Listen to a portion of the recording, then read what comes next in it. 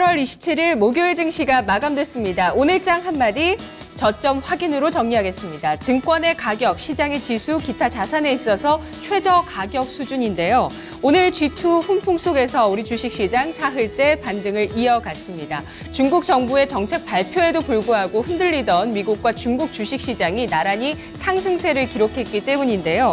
과연 이제는 공포가 끝나고 저점을 확인한 것인지 아니면 또다시 다른 변동성에 대응을 해야 되는 것인지 많이 궁금하실 텐데요. 내일 금요일장 잘 지켜보셔야 되겠습니다. 자, 오늘 목요일의 종가 함께 확인해 보시죠. 코스피 사흘째 상승하면서 1910선 부근까지 올라왔습니다.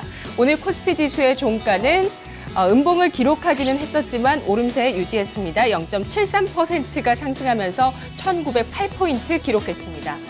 장중 흐름 살펴보시면 12시 구간에 1920선까지 올라오면서 장중 고점을 터치했고요.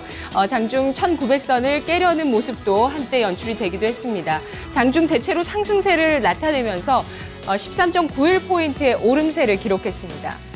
계속 지적되는 부분 수급에서 외국인인데요. 계속된 매도세 나타납니다. 오늘까지 16거래일째 매도에 나서면서 오늘은 3,471억 원어치를 팔았습니다. 기관 쪽에서 저가 매수에 나서고 있는데요. 11거래일째 순매수 1,191억 원어치를 샀고 개인 쪽에서 나흘째 매수하면서 1,912억 원어치 순매수 나타냈습니다.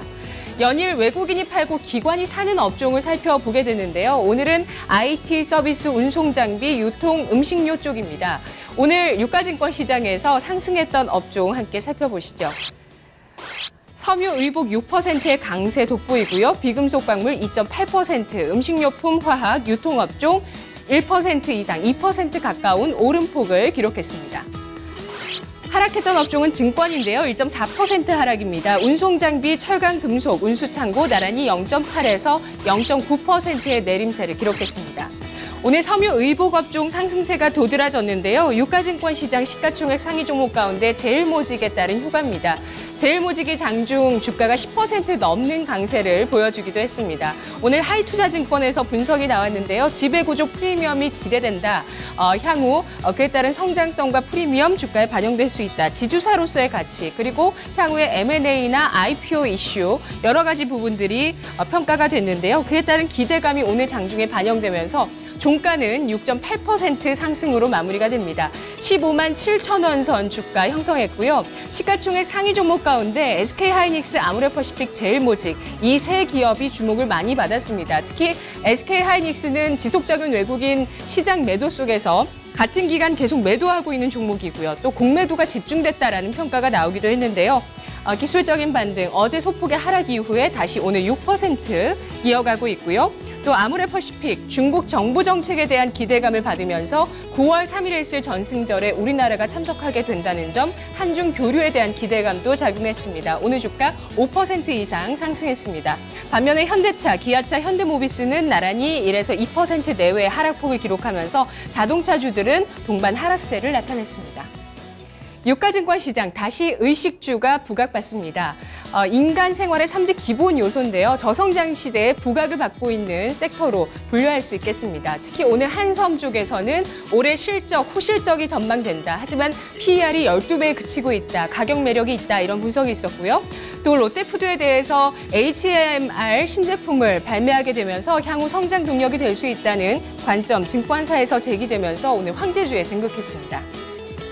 주가 살펴보겠습니다. 한섬이 7% 넘는 강세로 38,300원 선, 롯데푸드가 9% 넘게 급등하면서 106만 2천 원 선의 종가를 형성했습니다. 이 밖에 먹고 입고 마시고 살고 하는 관련된 종목들 좀 시가총액 상위 종목에서 묶어봤는데요. 쿠쿠전자, 오뚜기, 현대그린푸드, CJ프레시웨이 나란히 6에서 10% 강세를 보였습니다. 동원 F&B, 빙그레, 롯데하이마트, 롯데쇼핑, 한세실업, 휠라코리아, 또 화장품주 쪽의 대형주들 아모레퍼시픽, LG생활건강, 한국콜마, 아모레지, 토니모리, 제니까지 일제히 강세를 보였고요. 코스맥스 BTI는 자회사 계열사의 IPO 이슈가 있었습니다. 오늘 6.8% 주가 크게 올랐네요.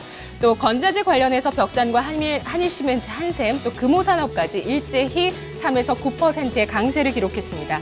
코스닥으로 가보겠습니다. 코스닥 지수도 3거래일째 주가 강세를 기록하고 있는데 다만 21선과 121선이 위쪽에서 데드크로스 오늘 반등하는 모습이 나타났습니다. 주가 보겠습니다. 0.94% 상승하면서 673.71포인트 기록했습니다. 역시 음봉을 기록했고요.